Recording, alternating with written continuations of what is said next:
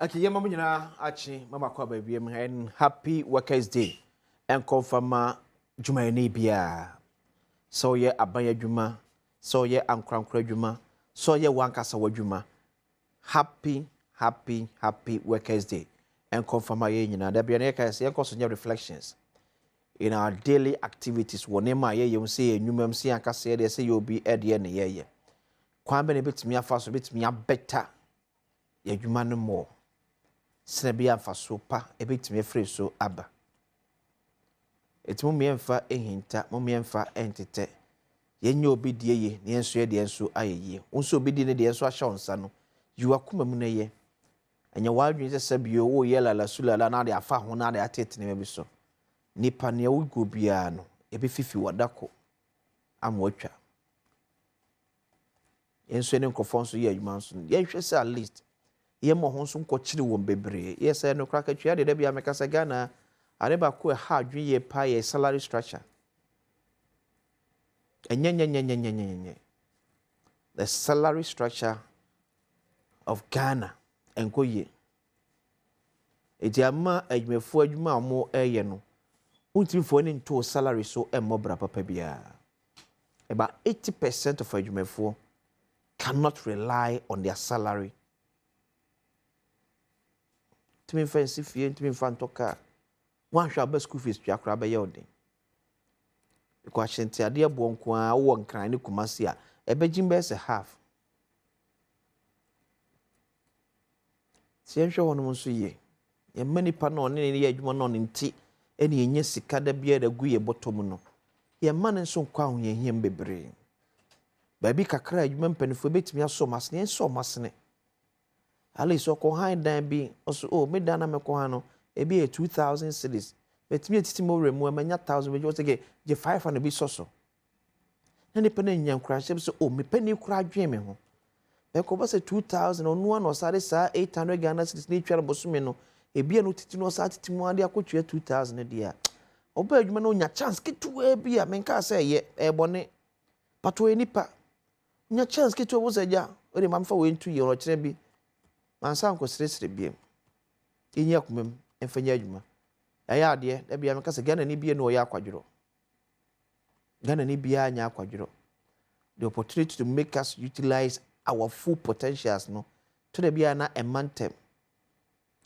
people we nyambere pa opportunity be bia ma Ghana akọ retirement so check our footballers be brate to mo age so to obobo no 1 2 3 years no apra obo akrabe no apra because age ni pane na de won emfa time opportunity bi edi man no okọ retirement one for self and one share emabru de mu na madam fu bi no yeso obo national TV na me say abrante banda 20 times ye brother nyame anye yi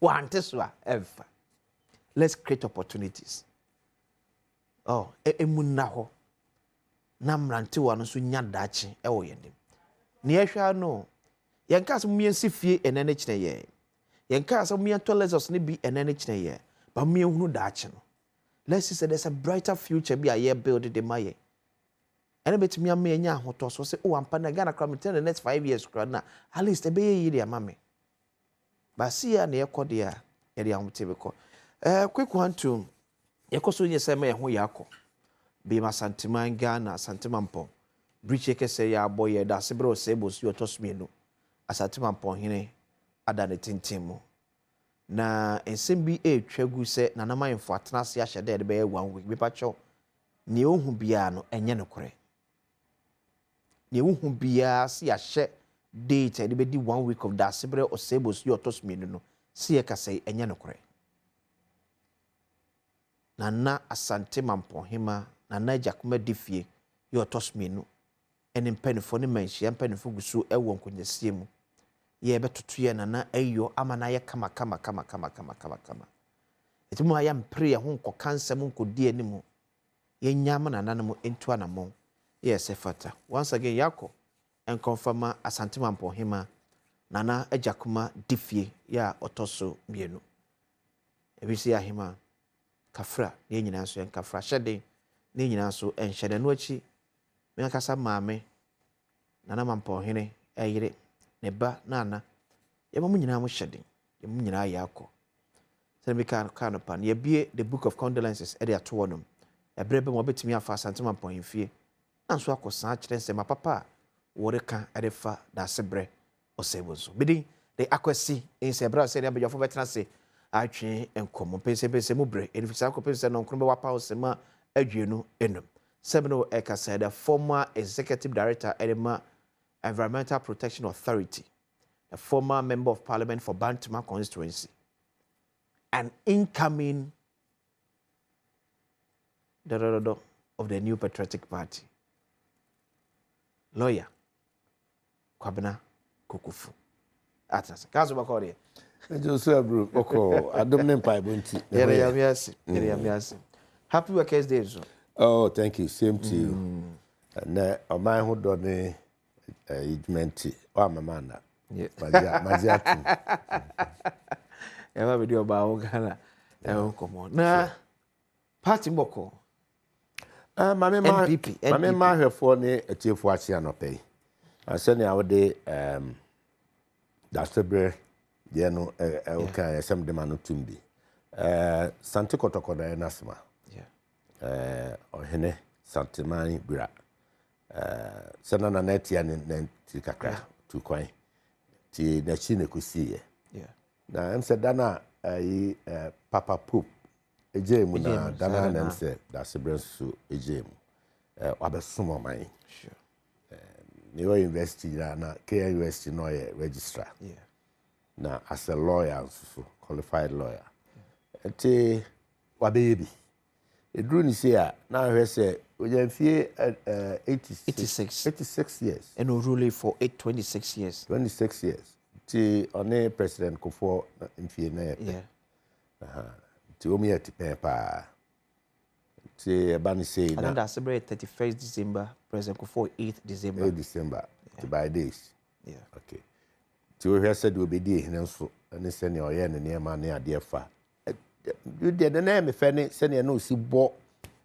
otumfo tidom no ene na anu kura ko na ono ordinary ja ti abanisa no e arehosem ne mum nyansasua ene arechichire na ye fafim e be den na ye nsoso ye ne e wa chire ye betumi aduru sa abre no na onyame to nsafre a ye de anije ne beko afoforo be kansem pa bi afa ye ho ana ye my Ghana contribution be na ye make ye busuam Jumedi ade share yensa say ya hinnie say ya adwuma say de wo kan ni ade de ne be nti ohene ma yakọ ma santema nyina yakọ Ghana yakọ oba hema nana difie tie mienu ma yakọ ma dakina transma asi obo basima nim say ohene wo hoyin ko ade omo ani nya oyada woni obusua ne mampon manfo makane say wie no na ehu behia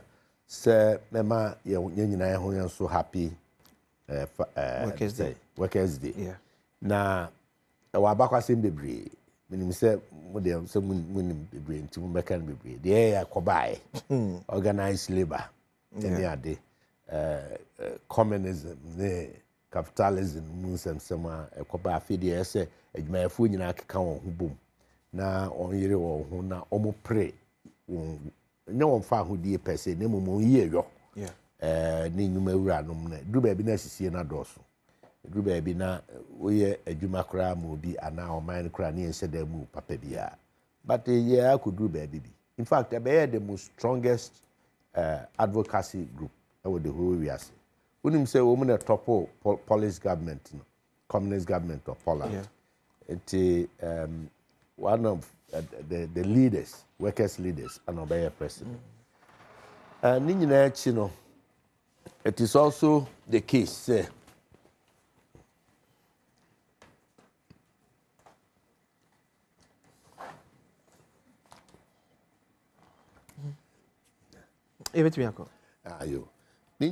so the case say we are seeing na yi daba akwato ho first me say dru ha de bekai edwayefo and send o me minim say major topic e be yeah you be di won komo and to say na pese kaminka maybe just a party what to say New Patriotic Party oh boko Yetu anamon. Okay. Ahwe kwampa yebefa so a yebehye party no. Na mpanini de niema egu akwam. Ebi ye say flowing from Professor Okwe's report. Okay. Adwenkyerɛ ni bi aba sɛ constitution ana mamra na yɛde bu yekuo no yɛhwɛ ne nsakyerɛm ayɛ adwuma abeduru mpɛmpɛnso yi sɛbe obi anso nim sɛ saa nkrata asɛm no nya de yɛtena faako dynamic economy bre economy nti yɛsesɛm yɛwɔ 9-member committee eminent lawyer Frank Davis daa no nti me in particular say hɔ na madwene wɔ kɛse paa nipa no bebree wɔ adwenkyerɛ nti ya no maba sɛ oboa yɛ ne mfa legal languages no ɛnyɛ ne ade nti attention hɔ deɛ ɛtɔ so bio ɛyɛ thank you to yɛ flag bearer wodi yɛ nim ma yɛkɔ friends contest no ɔne national executive no mu bi ɛdi anim a ɛkɔ regency ne ade on hyɛ na otwetwa mi ana ya na otwetwa mi a omugu so kakrakra nti by and large kwa bia so as political party we will come back maybe sound a see Kumasi but what Orua Kodwompie name the former chief of staff under President Kufuor said sebe hu hyeda hia the thank you tone kapati no entwaso before it also degenerate to something else only for Mpensenpensenmu so ne kokko si ya esi ekowo obi krase kan okay my first Mpensenpensenmu na me ni ho per se okay ba me mpehia so me former place na me MP me ye chairman so ho bantama metie komodie no bia ne ade e student na so bia won sekan as when the war ne sekan no eno no me nya sure say police inside bonafosem crime hu hia say ye be so na ye be ne ketasis whoever the yes ade na say ye hwehwe no na ye de them announce ye be ma pa onfa no ma police bisansa na obedi say adwuma no wasi obo na onye nwie na akope baabi akote say nam dear so na buy no de me kase metumi ama accountant na nya no kre but the bottom line is say bone ye na obi aye party for okuhia na yekodi adwuma na onia bi so ofrehin say abone pa ono ana de na adwene ana ntimi ho asekura kakra bi na ba enye sika ntwe ene sika wo eno nti saa onia na enhwe no na yentwe na so abofra no sura we pra no so minim se a doctor for Adom omu eguso ayehwe no na ne ho beto no ma memra uncle Kojo mpi anim na adwenkyere no indeed nyo no nko ma tise honorable Ajaku ono so my brother Penny ono so edna no atubun bisa ono kra de ochro krata about bonte yes differing views and also adwenkyere foforo no ne ade nipa ndodo na bibiri su se nka beye se ke betena dem na ibedi ye ho nkomo Penny pa bi am ne kasa ndo otunidi se atonement so bible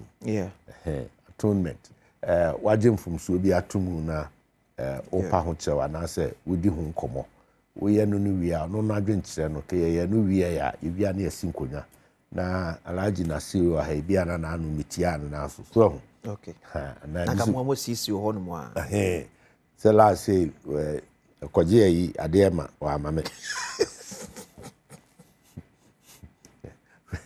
orgasm who fruits so no sa na tempa na me no waka wadna chere se akoma adna chere na je se no so apacho so we fa che me next time obi kura no kura be ka se wo da ID kai da no nya wa be to your friend one friend me so we shi obo sa let's say ye die won komo yi wi ananka na ase no ato aso okay no kura de no susu se Thanksgiving ke bi kura nyina be bo asia na bia ono na adwen kire no which I go with it but ekuo no ewo kanie nom ne ade nti mpani kwotena ase no national council ye ne se into saa penifo no na omunko apro no nia etwa gu ne komodi ekoso ne ade enye me nwanwa se penifo te se ewura kodwempie ne nom ka se betini a nke yemre fie na yentena se na fie omunka se ehu hia kra on kan sa da bi o kire se yemre fie na yentena se na ke bia yenhya se free another step to another na enko wie na ase no to no peni de bakwa adwendwene mu na senia omu besi gina ye bia no okay yeah ene chairman kamuna yemma yenua Alhaji Mohammed Nasiru Itrimkwa President Muhammad Shinen Munyam I am the Deputy Executive Director of National Identification Authority. Wow. NT. Congrats. Wow. Congrats. Mama na kama hame ho. Yeah, me nua ketwa. Now, I was said to start with, no, o abem atai late. Nah, I feel so we na ba so fresh. Then was about ko. The national identification card no. Okay. Ayira mi. Hey. Oh. Enti where go we ya. Congratulations. Thank you so Congrats much. once again. Congrats. President Mama so that's it. Yeah, wasum aye the ese di pa ye. Thank you so much. Because yenua no mo en madwuma mo aye en o metimi aye. Enti ye ni so se I recognize omo especially Alhaji Nasiru. And we are raising it to this level. Hey, okasa ma mayoku enough for more. That would be a new free. Alright. Yes. Is what the office Anna? Oh yes. I started Juma Kakanga. No office to say. Oh, Nyamina Adom. Say entirely new area. Yeah. And they also oko kusia dear. As I saw a day wa dwentre. Eboa opinion wo ho. Oh yeah. Yes, Yayira Doko. Na mo kama adwen bomwa. Mo so transformation. Abeboa His Excellency John Mahama amambu no kan ko no. Mo so mo de aboa ama bibia yeye. Na am say she bi wo ho a say the National Identification Authority dey ato fam. Menya akwanya yi de. O say me ne Ghana for ka ho asem.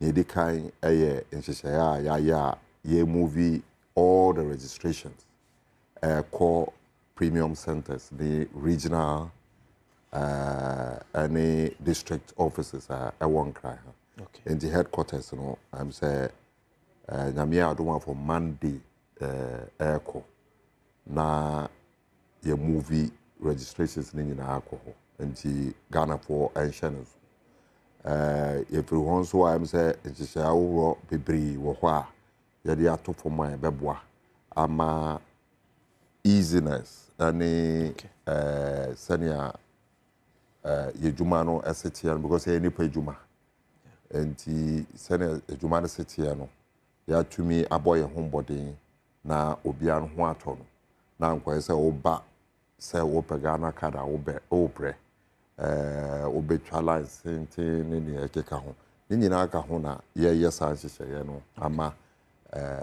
obi bia because butake se wo ho no and say first of all Ghana card no bedum pempen so a akwala ye wo no ne ya wanya ne Ghana card nti line tentin bia ni hobium wo say wo afa na wo beje wo Ghana card ndi ye do some pempen so no and say we are achieving the objective for which the Ghana card has been put. And Ghana card no so betimi aye nyoma bebre a ebeboa ma Ghana for ho ahare wo. Ewo mu dwedie mu wo mu sikasem ene ne ekeka ho. Nti that is what we are working towards. No gidie wa rehemu say with the support His Excellency John Mahama and the Minister of Interior ede maye no. Yebetimi edu sam pempen so no amagana po ho nyina ato. Okay, we there. Yaya fache ba meka wa. Medical and Yaya Kwakwa can the years. There's this issue about say ukuta Ghana card. And one am the co update team bank records. But I said do banks in BIA biometrics. There's a fancy good and she so for the next 4 for Tom's 2 it team so. We have the Ghana card na babe ye. Minim how before somebody to me correct sir Adom. One of the issue ne instant verification of the Ghana card. Okay. And also machines ne nhyehyɛ aworo ho. Okay. Yetuminya na anka yini nyina every ho. Because the Ghana card as it stands now no. Ebia will be beje or a police ni oni akadie bia obetumi a verify who say yes okay. Ghana card we yeah authentic. Yeah. And you're authentic. So only American. So that is what they do as a backup. Okay. Banks and any but with time, Nina can say yeah. Now at least it can be verified at every point. Here's a authentic Ghana card. Yes, I so at another data. Yeah. Everyone say because the data is centralized. And may GD say when the registration centers now back will be biara first indicator no. It's as say you release processes no obi won say amanfo enkobo chenku embodom pem e wo fa ko say wo mo pe Ghana card because there have been several opportunities available ebe ma Ghana for ho ahira. Okay.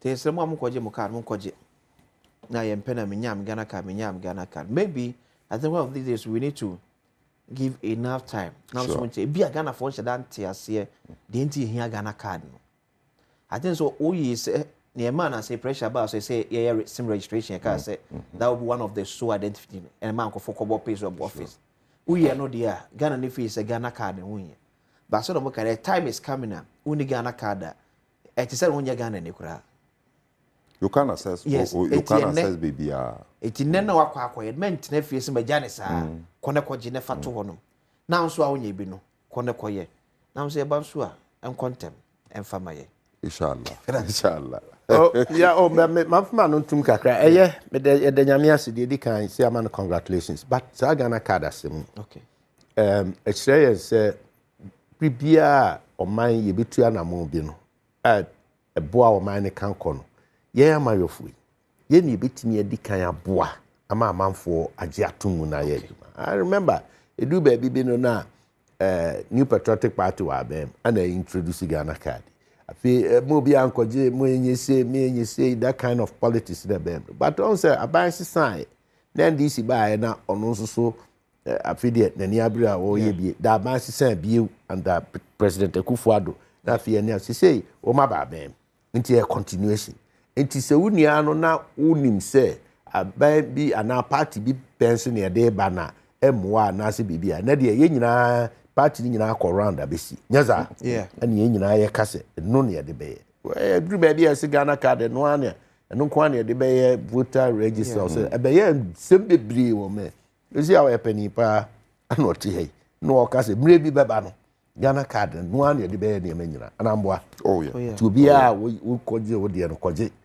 obi aye be 3-5 years ago office hu ni mfaso bia I think betimi kura boa ma this age cheating exactly exactly ukonyuma mu a obi anya ayi akakakra me anya 60 years na fe na o be play 55 years ne ti u be kono na chese ne passport age no nko ayi a friend say ne voter ID card age nko the school certificate age nko time the man appointment letter age no nko now Ghana card will resolve all these things but you see because of fraud any cheater or system okay who ya dey bia e be solve that problem now you get the resistance sure one say you can't say you dey qualco merge with the SIM card any e be here resistance be still I am perfect in there now so now only BBO say UK is taking cue from Ghana remember the systems and procedures they are to follow quite unique because young for no crack UK to learn from their system when they highlighted war Ghana they say but you people are ahead of us I heard it, you people are ahead of us yes until a bad governance level bad sa asroman na mum ya na akoye say ya man for prepare ni ade ntino you blue cry see there be white no it says we nyina part of the education say by electorate and I say nipa na ye wo mem ne beti ase your common grounds ne many be o a utwu mutan eboaye ne ankasa ne akọ ayi sa drone a efa nuro ne ho zip line ya di UK afi no makopie almighty UK gracias good Alhaji ene workers day fees a kwambe ne betimi afa so aboa ma da Ghanaian worker Alice yenka say onye se Dangote but the three components of Nipa living ni obedie no di ntibetro no obenya ahyade Alice obetimi afford it. Well, that's a very big question, especially around Tama Yewomu as Ghanaians. Maybe Miji Tumusa Nidikai Yabama Jumayofo Nina Trinkwa say Emre say Aba ye yidi atohwa ye de ye bom abaso Adom ase na Emre bebe ba ne sanso a na yɛhwɛ sɛ wɔn mo na ɛyɛ adwuma ɛwɔ Adom TV wɔn mo na ɛyɛ adwuma wɔ Bank of Ghana wɔn mo na ɛyɛ adwuma ɛwɔ ɛbɛzɛ MPP head office anaa NDC head office na yɛwɔ fi wɔn mo a mede me from sɛ essential workers no ebi mo ɛyɛ wɔn a wɔsesa yɛn bɔɔla ɛfiri fi ebi mo ɛyɛ wɔn a wɔn bɛsɔre anɔpa tututu na wakɔgye bread aswa ɛde aba waboa no sɛ ne bɛyɛ a wobɛnya bread saa nopa no ɛdi ebi mu ɛyɛ market woman a kyɛ sɛ osi mu na ɔte atakureta akyi na ɔkɔsesa nneɔma ɛwɔ boadi ɔkɔsesa nneɔma ɛwɔ ɛnkyi ɔsesa nneɔma ahodoɔ bebree na anopa tutututu no ebia adeɛ bɛsa no adeɛ bɛkye no no te kaa so ɛwɔ ekyire nsuo na ɛbɛtɔ a ɛtogu no so na wɔn de nduane aba agbobrohyi market na yɛakɔ hɔ akɔtɔ ama aduane abɛsi yɛnim na yɛwura fi processes a saa tomato no ɛde bɛdu nkra sɛ fufuo na ɛbɛdi o bankye no processes a yɛde bɛdu nkra ha no na yɛwura fi ɛne wɔn drivers ne nea ɛkeka ho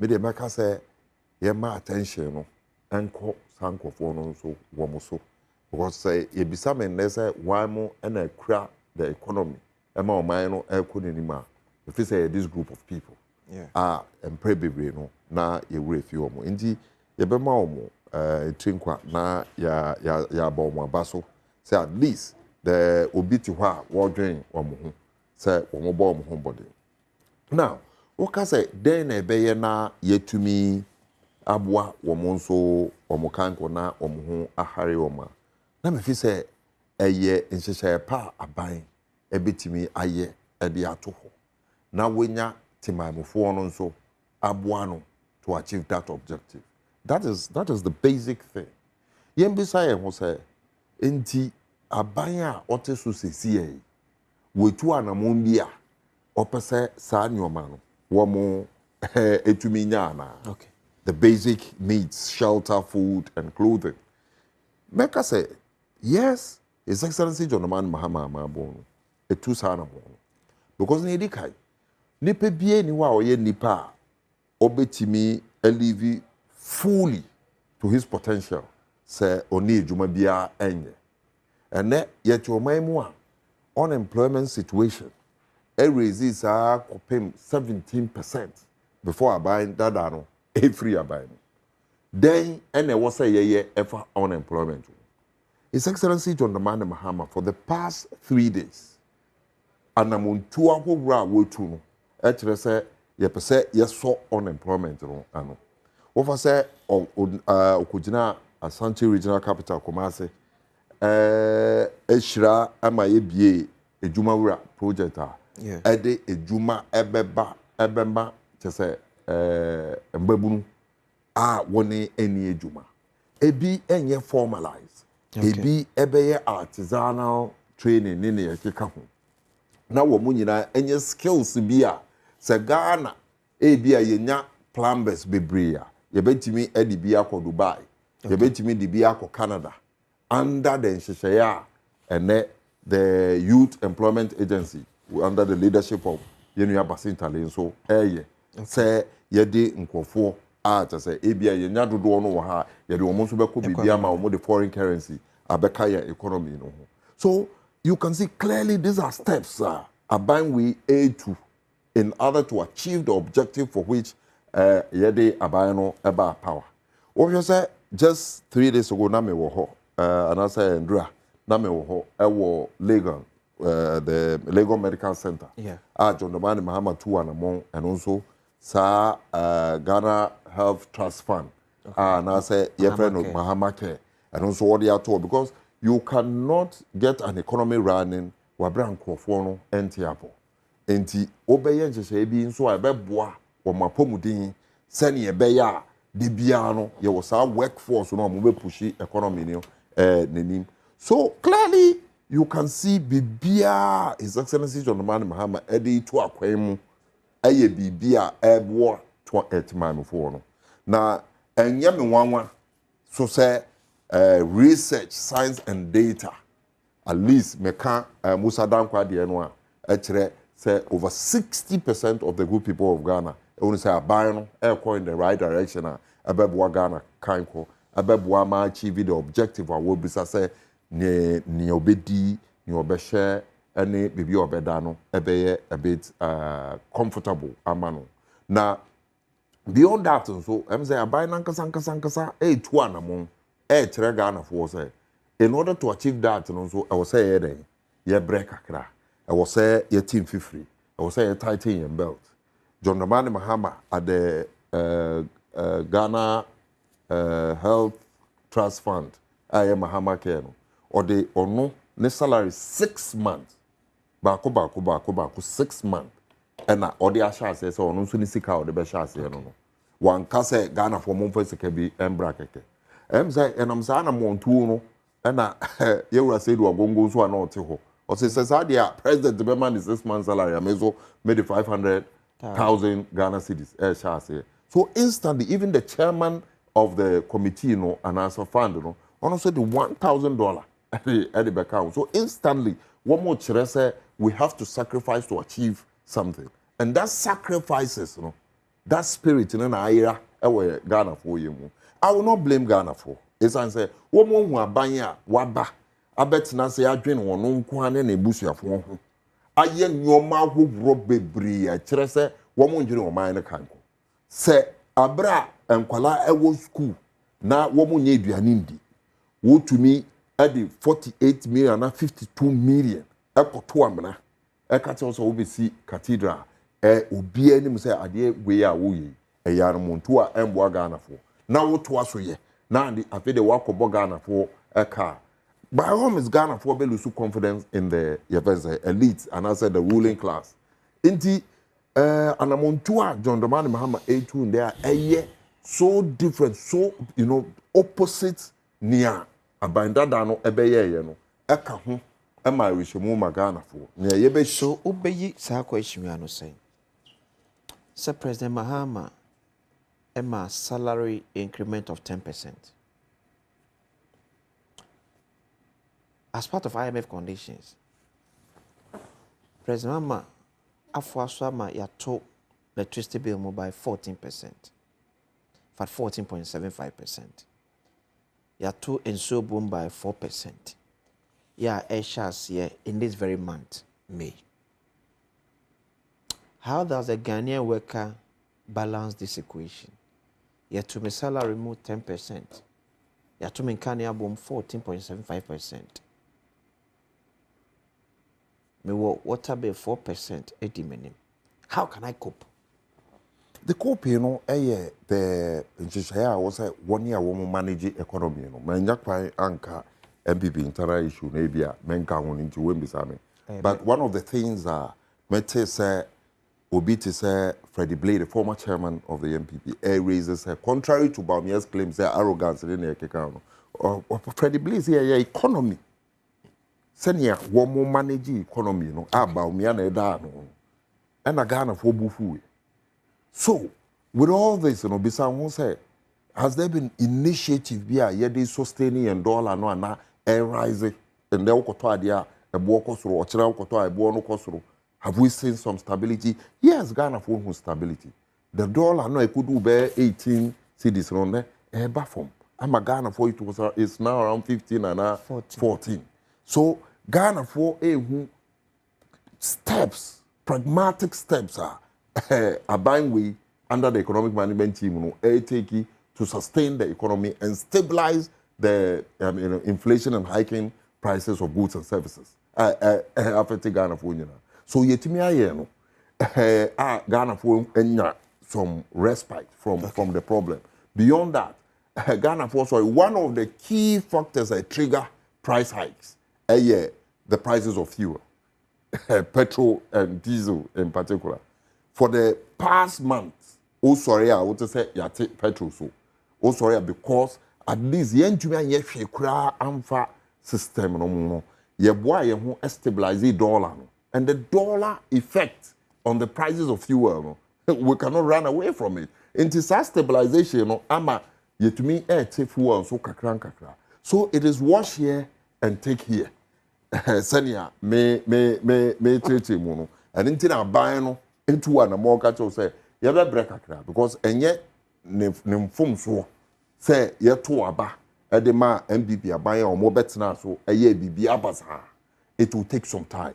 Yes, Sanchi say we are working. Ye John Man Mahama say yanko IMF. Wabra ye what other avenues are anka. Ye betimi dia sustaining. And ye John Man Mahama and a back to Ghana for say woko IMF not to say wunim send ebu or mano, not to say wunisika. Now or can we our science workers IMF no. Like it happened under the MPP Bamia Nana administration, Wabra, the Minister of Finance, so they've done a lot of things that the effect on our pain. But one thing I Ghana for a word that's all woman and say, you now buy or can Ghana for. So in the month of May, how should a Ghanaian worker cope with this increment against near demand? True. Yes, I have to swing. And America said the increment, is not coming in isolation. Increment, air in that direction. Not be being so air baffle. So it will cushion and balance you. Okay. So in America, not be air baffle, especially dealing with inflation to cushion for the for increment on electricity and other way. And that side increment, so to me, ye be amfa. And say I had at home amount. And ye now so yedim the losses. What sector be we are working in the water, in the electricity sector. Yeah, today you say about 40% of in Kenya generating in eco waste. Waste. Correct. but we know in a way. Why I say you can in a way. If you wouldn't be a why illegal. If you one kasa workers and why illegal. Some waste, because in Kenya, you are generating a amount. So we make and so with water. Okay. Say yen namwa utimi hu pipe ne keka hu and the time it takes to it will take some time. Okay. But you would jide worry she must say yeah dey atokwan na ye beboa. Ebia na utua sa expenses we ni nyina no. Ebia wo liver problem, wo kidney problem and also dialysis. Or per se utua sika weekly bia to get all this things. Na John the man mama so say okay me the mahama ke aba. Into dialysis no anka ebia obehia sika akoye no ene aban beboa enti kakra obenya no let's sustain the continuous supply of electricity and water until we get to Mpensenpensenmu bia ye betimi aka say no aban agina ne nan so ama oyi bed no Africa for that's a large Nazir. Yeah, good. You say happy Workers' Day. Workers' Day, yeah. Yes, I am mixed feelings. I'm happy, sir. Oh yeah, many you for 9 years in common from diversity. To be said that say any politics in the no because in common could do actually be brave. But said the TB na tree. Meaning said the first worker war me President Mahama. Yeah. The first worker. Now you tell your first workers former former President J. Kufuor or first worker pay. ana Nana Danko Akufo-Addo, former president, also be first worker pay. Yes, sir. Sure. The CCI vice president, Nana Jade. On first work, second worker. Second worker, yeah. And now former second worker, so Dr. Mahmoud Bawumia. When you say New Patriotic Party, I had pa.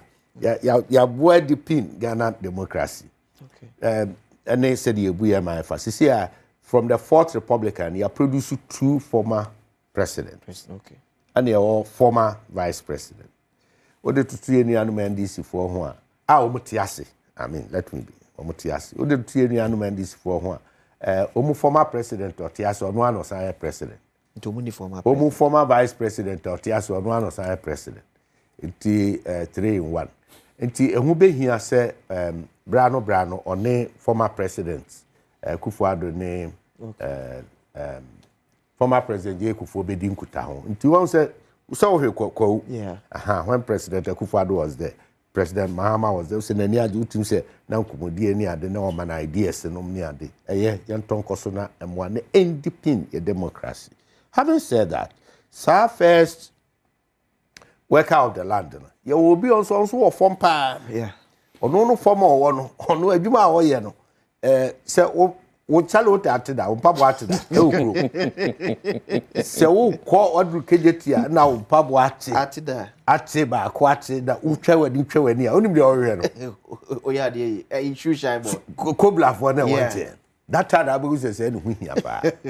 So, your man mu say ebre bi du na adwumakuo bi ankeka no ho a obuza nti nkrofo ekura se o mu ho woni madwuma ba ko a e ba madwene mortuary attendance okay yeah ni nkrofo ye adwuma wo mortuary chese wo nakra nwene se obi kura yes adwuma na ono na sebe no pede mo fa nche me mu na ono na eye ho adwuma kopim se niema be ko wani a ni bebe wani be ye won ya no ma ba bontin say e de ene ma pe bi number I wanna be obi number yes say me papa correct say unika uni fiteni Adam for that's the point so enti wanna be who say yes say the pe hu yeah enti obi adwuma o ye bia hu hia uti large nasiwa or categorize no ehwe say e formal na informal yeah informal no ye bebre kese I said the whole economy no that's it the whole economy but untimi yi formal no so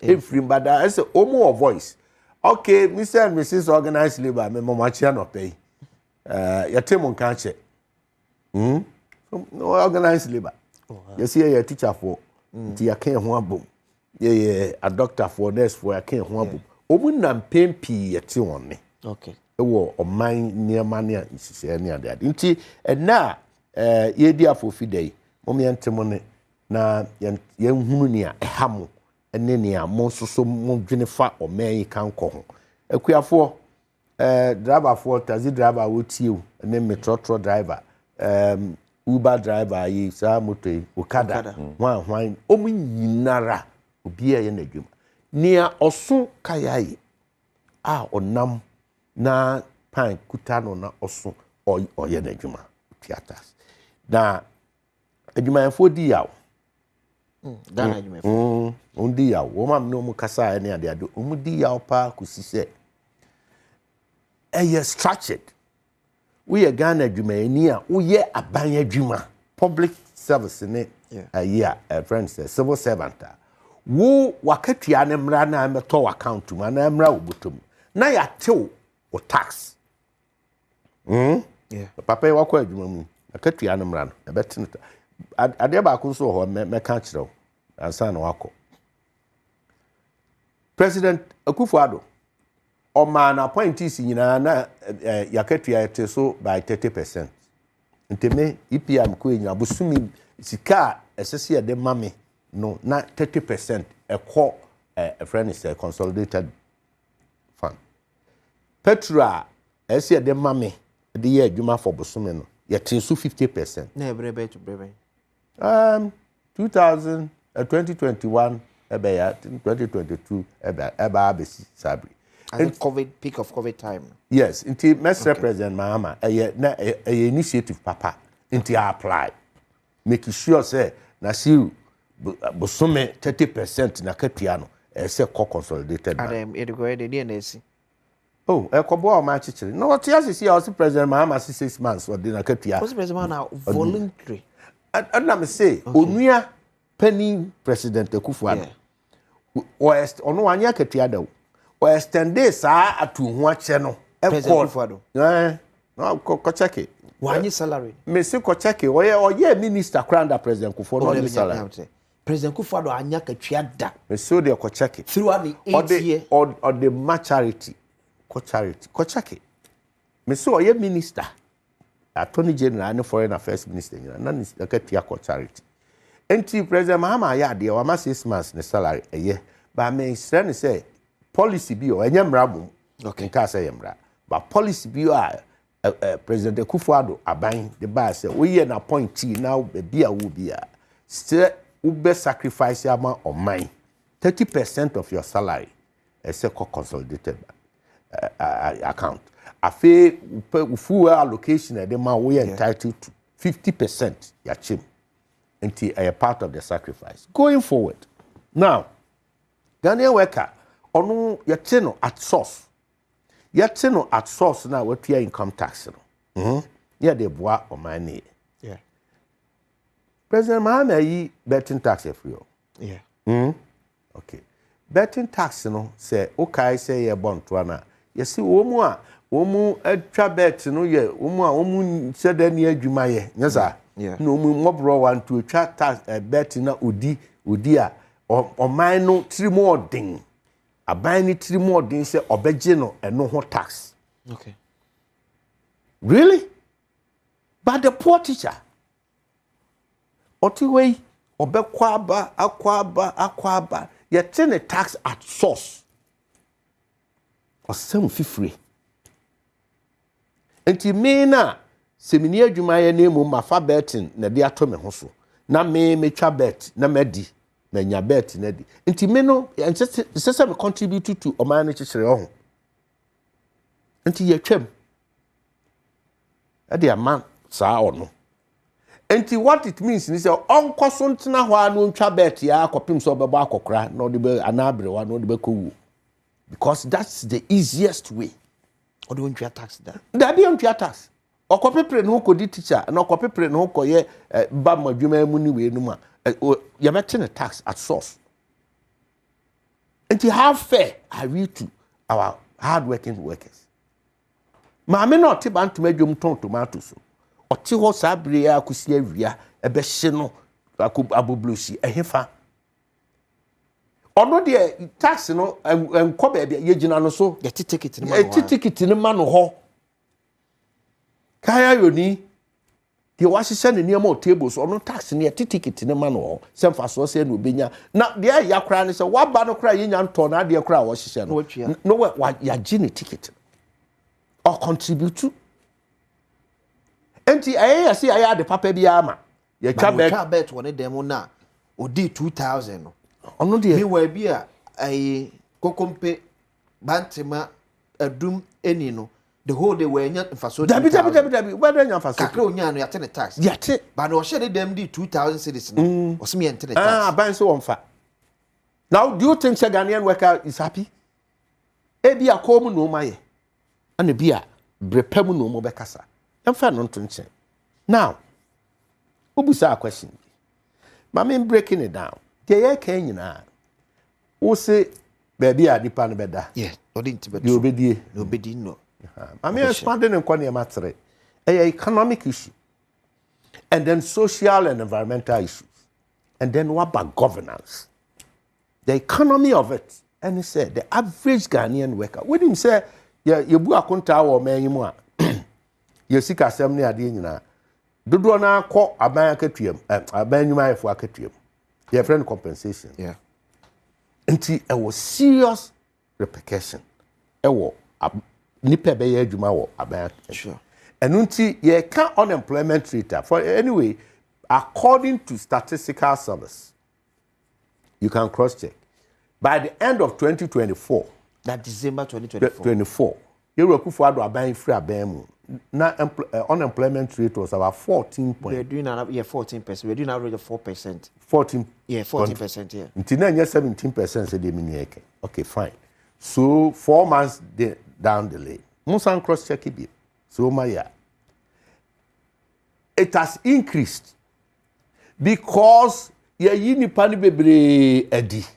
Oh my betnefi. The average Ghana ni worker na ye celebrating it no. Bebre ni sure.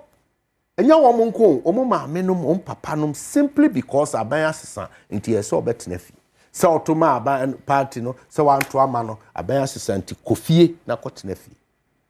And now you see happy workers here. Who can say akoda no ana be ma na ba ya no we happy. The answer is no. Ti see afi ye de fufuro bi sanfa bi num any ad. Me no problem. But me how me say create adwuma no more opportunities no many pa no more.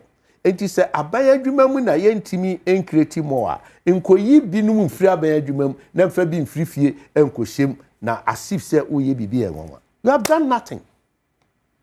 Afe unemployment rate na increase because nipa no every 16 19 year in January ba e bebre aduru 18 19 omso ye adwuma yi. Na ye ti omem ha. Ye bu ye ne agu ne ma bi so a na ye dia ya amayosema na aka ho. Woni ma be ma na oton kube wo kwan ho no. Wo ma ton kube oni mo ma go fudi. Incubators.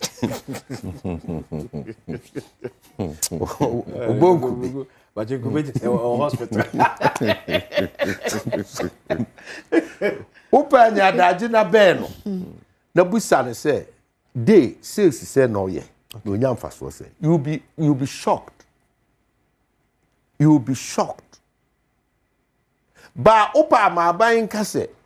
Ye bibie nyuma ye pewo mu enya adwuma na ya kenkan won. You will be the first person to be there. No tonko be no. Ya wonya fa so kra che na to office. Exactly. That is no na dia chete ye ho amanaka. Is it because of the mindset we have about job, work? Exactly. Ya dia che ya dwi mu say so long say on na aban payroll so there onya adwuma. Ana onna adwuma bi multimedia busumi akatua onye busumi akatua onya adwuma. Now do you know why? Because so oya ba adwuma anka ma ate no tax. Obonku be no obi anche ne hwe. Ko company magazine akese one shot akese tax be ya. By them me model rule say ye mesan lie you for anya adwuma mesan lie any idea baby they will flock in there. Omo beko uni anu mo TikTok no ne ho aho omo ye adwuma no omo nya adwuma they classify themselves omo ye employed. Good. So yen na ye de ahye ye ho. Okay.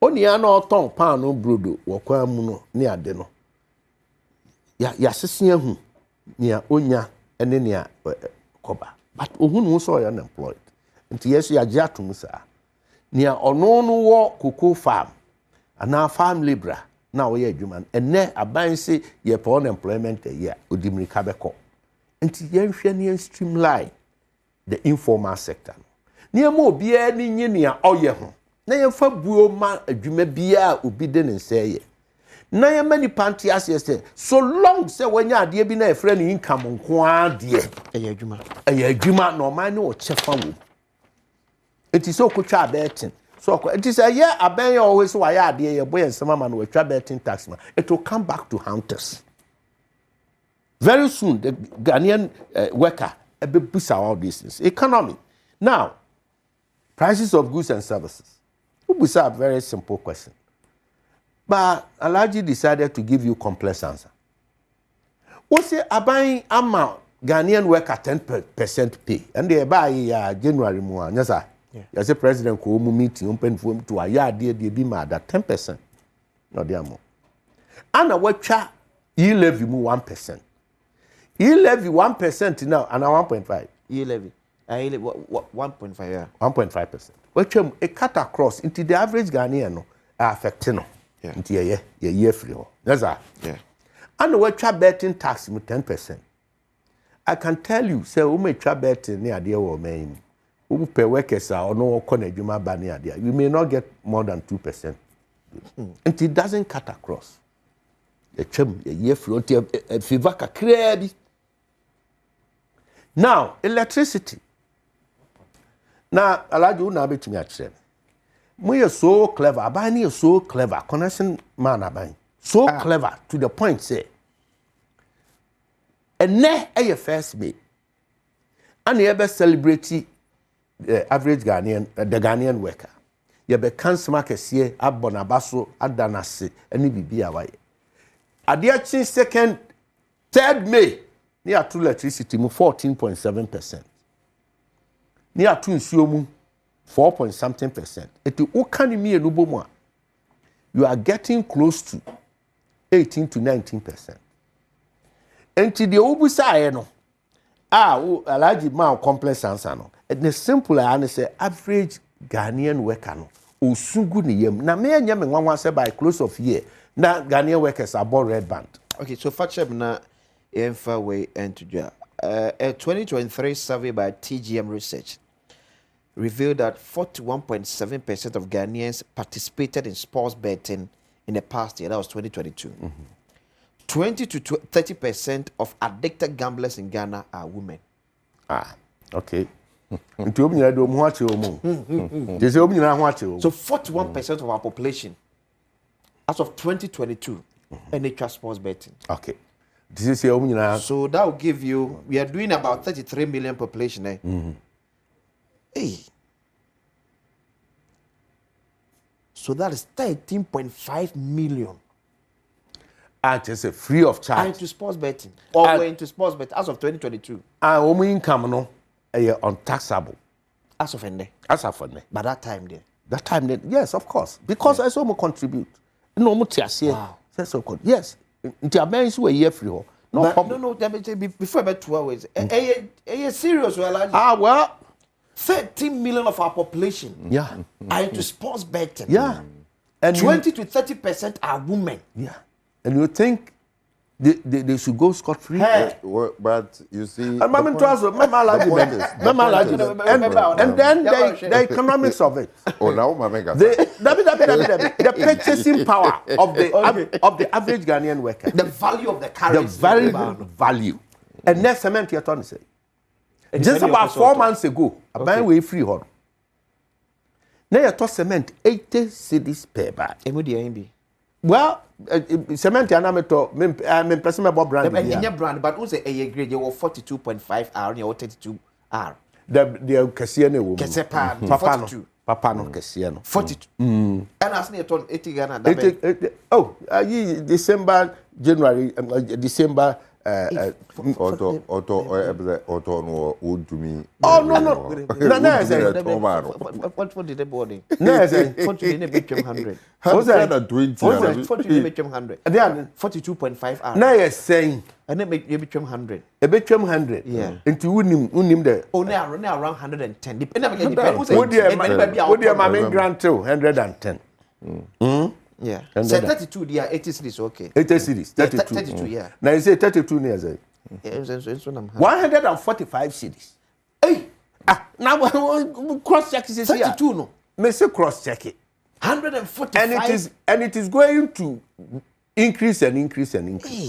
Do you know why? Tina say why there no. Do once a semester one side. You good. Now cocoa farmer under Akufo-Addo abaya near man 3,100 cedis. Okay. Now utimito calculate mame no to cement 80 cedis the any. Or to say. No wait me at 37 bags. 37 bags. Must say abaya ni 3 more than second when you 7,000 as 6,000. 6,000 almost double. Intinanko or the top is so better almost base 74. 74. Yeah. Okay. And then mo ba ba mu no wie ya o control na ba o jai no bibia anya me asa ja ba mo amakurom mredane o ba atodwe o ye na da bi me koto ba me koto atia MPP na me You know cocoa. Yeah, Kabia Jabam so over 20 Anthony and Poko 20 because a ban is Oberman is 6,000. Okay. Mba ben we na mo ye budget ya. Mo se da bi na mo kra mo candidate agro. Oh, okay. No mo ye. On say. So mo nka so mo candidate. No mo okay, no mo Because I think the last time the cocoa board CEO no started in tour cocoa grade areas no. I think I said back one kind say. Omen announced the new price. And it's assuring the cocoa farmers say the new price na Ghana be announced no will be far more better than the Cote d'Ivoire area. Oh, nti o man ka se na o mu ka so mu be increase no na o mu nim dynamics no. No man to no. It will call Dr. Randy cocoa farmers. Yes. Na ni TS o am ye ho. Ama me kro. Ebi o yen numo. Da ye ho de obedo no akonwa ba. Obedo de transport here de call cocoa farmers. Anke e be chi na shed volunteer boost ama no ayi working ji ade kotokura shed zem. Ne de ni nyira atena form na 70 so ne adi nkomo no. Okay. Cocoa form sa na ye de tie. Ye mprapra ye ho. What you say? Yeah. Enti aban e disappoint. Wow. Cocoa ekwafo. Yes. Anna wada Ghanaian worker, wabana 10% increment. 10% increment. Wakojin electricity 14 point something %. No ajin na it cuts across. Enti cement ya nanka abaya na be ma wo ye start adwuma na waje asase no pese oto cement na otimisien. Ene is eroded. Otimi the purchasing power is near. It's gone.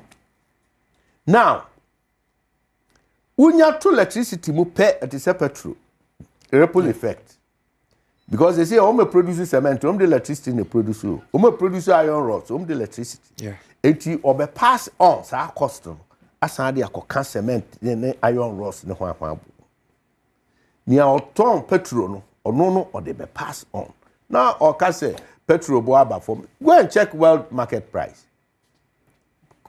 Reduce one reduce. Ntinya ban na ebibi. Oh, no ya dey. O crowd. Why dey? At least say what me hold on dollar ne kakra. Ma me nchira dollar ne de no. Dollar ne de na me na air cost region I told everybody na man tie me say artificial. Yes. At a point in time a beba for then 15 16. Yes, because it was an agenda for regime change. Anti-speculative buying of dollars. And if you have about 20 to 30 businessmen, now they decide every day, you suffer that fate as a government. For a professor, be or economist, say, a dear power, exchange rate, a cost look as a power, or maybe economy. A speculative buying.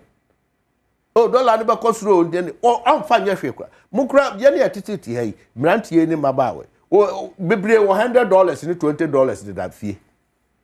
A cotton, keke, a to on fine, yes, and when South Wally decides, say, now, it do baby. Now, depend Bibri, businessmen, no near there, so $1 dollar, no, because it's sacred with Netian workers. And it's a big loss to them. Yeah. Because you holding it on time, I will sound and it's hybrid. You are forced to release them. Because we need to know. Yes. And so oil price are from. They are still continue the oil gold for oil policy. And it is working. 10 price never from. Yes, of course. Gold for oil. Gold for yes. Oh, yeah, tama. Yeah, we move across we na banana transaction now go through a way that. Again, we are talking about social issues, health, education. Oh yeah, dear, health. President I there or Mahamake. Yeah.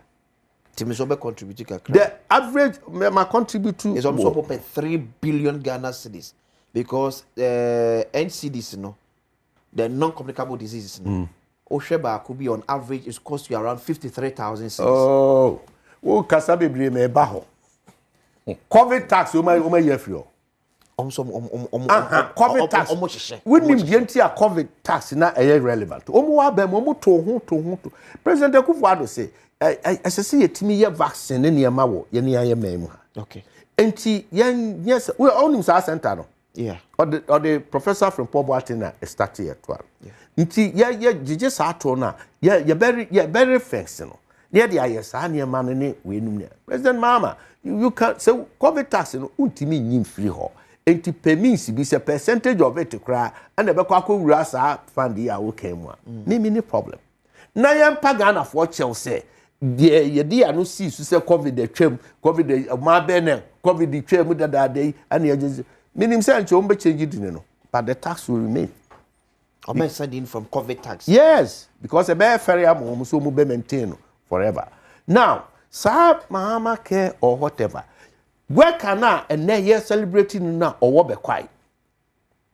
Dear or no or ye adwuma abaya adwuma na we teacher ni wo kokofu. Ana mredane ana azim. Ho. Ono on chair de bia yare aba bank hospital how. Ana university hospital ho. Simple you refer no kra ba ho kra just say no kra eya. But immediate primary care delivery everyone the district in the baby or the region. And until the best thing now, President Mahama Nina by between do and yes, say the ambitious project of Agenda 111 na you rekufu ado sasian. Ewo mia baby all the four corners of Ghana. Your momo dina na kwa biaso yenye. Ni ya weka na owo sa district on. Na pomudin will be taken care of at the baby owo na ebeboa nti the work can share anymore. Okay. So obenya yaresa from the now education. Man na no mo se mo call review ni ade. Yente ho hwiem. Omunye. Ah, omuda ho omunye. So afena committee na adwuma to say ebo akire. Ah, okay. The average Ghanaian worker is also interested in an environmental governance and in national natural resources governance. And until na organized labor. October last year, Emma President Akufo-Addo aban ultimatum say by 10th of October na galamsey any sa the manema na say nsu nyina no ye twa so na ye stop no o man mu a o man no bebo o be gya adwuma ampani ampa ndc fo bonto om so dum ba ya bibia kana na bosome nan ye da hote ho report kire say afekura de eya aginsemo. The ordinary Ghanaian worker and first May or share animu say a buying dear na wo ye at their fast environmental situations and then a natural resource. A dear of dear body the dome or my Ghana. They are interested. They are interested to know say your gold, ye to your diamond, your quarry, any near my ye no. Dear na buying wo de ye who contribute way accountability. Say maybe a trim and the idea this time round. They will be interested to know. They want to know. Governance issues. Governance. Go for governance. I mean, now some governance issues. Over governance. First in the here, every citizen, including the average Ghanaian, a security. The home, the bamboo. And then you will security issues be brave, internal security issues, external security issues. Risk be with us. China na soja bia ko yabo obituo na anu nyina hini abema yabo ntu akunu. Oboase memo abe say 11 yabo mutu akunu. What is happening? Ye kuma policefo ani asojafo wo boko. What is happening?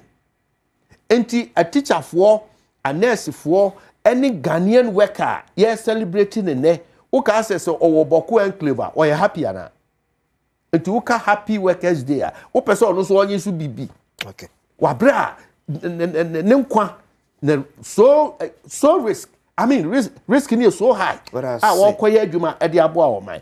Enti all is not well with a Ghanaian worker. With the Ghanaian worker. Okay, so Alaj, Areba kwa the salary structure in Ghana. How can we better it? Because the disparity no year too much. And then now we can wait me at dear 20 years. As I going to be to be. But Luis as becoming a more secure for you to join the political fray within 1 to 3 years, wait me at down cantonment.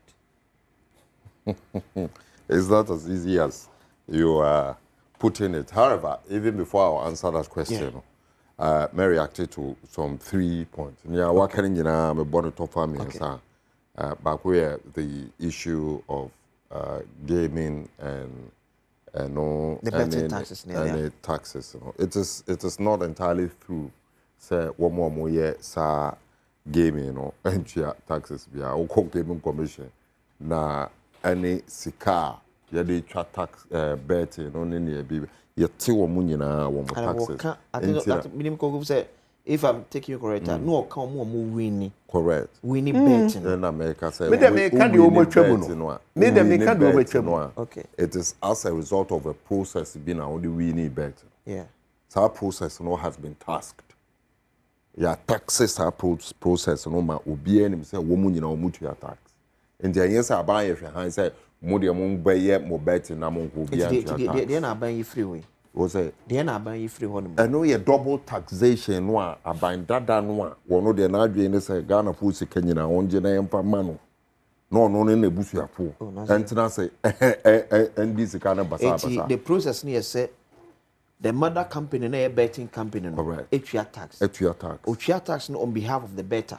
And yet on behalf of the better as such, Otua tax taking into consideration a human or okay. And every tax no. When we say you transfer the consumer and the final user. Yeah. Into on also nshishayemu any sanya why ye betting in the winning scheme no. By almost what is our tax no every war obeji win you know. Yeah, me sanity yo. Because for example say me go cold store. Makofa ene made free beer La Bianca. Yeah. La Bianca twa na tax na. Yeah. Se me kofa na beton a me da so twa tax. Oh me. Correct. Benyini say can be classified as double taxing. Correct. Because the man am koto e meje La Bianca receipt ni atwe also say tax e wo mu ayate free so. But abam pen for ba me mention ba be me tax or give me tax because of operation. Correct. I didn't meton. It is abaya ba no so ye betting tax free one. That's the winnings on betting sir. And your mom winning bet no. And ya gi o free tax also. But the mother company or your betting company there. Yes, once you're operating in Ghana there, you need to pay tax. Correct. So I don't tax think is no okonya free. Okonya sa mother company and as because gaming, of gaming company, you know. Okonya ejuma free. Only ejuma na oye na say omo ye betting. Gold. Into say ejuma na oye no. That transaction, your taxes are transaction at the end of the day. By a buy. So does it mean say teacher ni ya the tax or na ketua so. Or co shopping mall ekotua dia. Onkas ya the tax that into yin tax in teacher ni no a tax ni o mo ahoro bebre. Teacher ni na ketua no income. You will be being to have any income tax. Okay. And he say okoto ade wo shopping mall and ye income and the shop no at ade na okoto no and e be better no VAT 15% and 13%. Yes, but the income no in share name brand no also with your tax. And no tax na with you no. And ya all kotono. So I mean clearly the end of the day, you know, gaming commission, any gaming is industry, you know, your taxi I'm almost your tax, you know, am I buying? Recently me say lotteries, Ghana lottery, your tax baby, and buying in the account. So there is game. And then the issue of health, or they say yes, anamontuno, yes, and a bear, form na Ghana for yes, John Domani Mahama, any NDC are buying any. Inti yanamontu kese, and also anyway, we are in the next coming week. Yeah, and so you better launch here and no, the free basic healthcare. Programmer John Dramani Mahama Edieba. Nasa and no, and yes, a footwall and senior ye for chronic diseases. And only say walk fiti polyclinic, a back clinic, a back ship compound. I won't put him when you know a free Emagana Nibia. So I may address issues so now. Minya Kokofu raisy say I was say a trickle conform. Ebi a wɔn a wɔte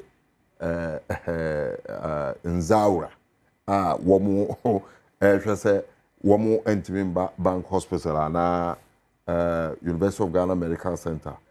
One chief compound there, one polyclinic there, one more qua a free. Okay.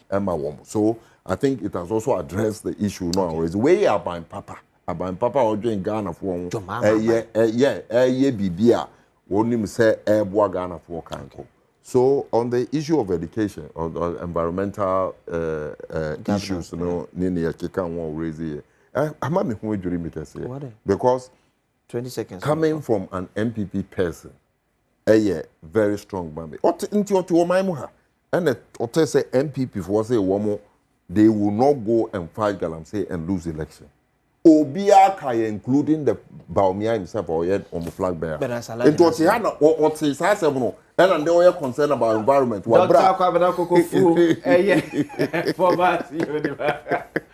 UPA, former MP for Bantima, and incoming national officer of the New Patriotic Party. Alhaji Nasiru, Deputy Executive Secretary. Yes, sir. Oh, Mama Kassan, dog. Yes, sir. Why do you say what body aba? Na beje sa, mo beje sa party. Party no here. Wo mo enu mo nya. Me did your question. Oh, me ba be kasa say boy. Look, that was. Mo enu mo nya what to say. Na mo ko gina enim. Na NDC MPP party no. Enya